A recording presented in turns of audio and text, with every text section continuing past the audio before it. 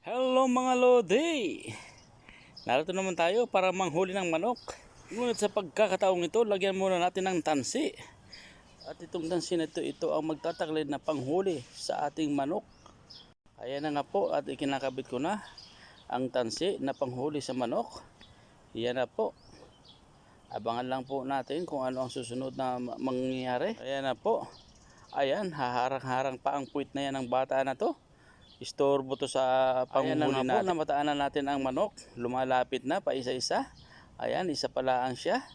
At ayan na rin po, lumapit na rin ang isa, ang kusunod ng anak ko. At hahatakin ko na siya. Ayan, paghata ko, hindi pa rin nahuli. Ano ba yan? Hindi na tayo marunong manghuli. Lalagyan natin uli ng buhol. Buhol para panghuli sa manok. Ayan, ang hirap talaga ng manghuli. Hindi ko nakabisado. Ayan, ilatag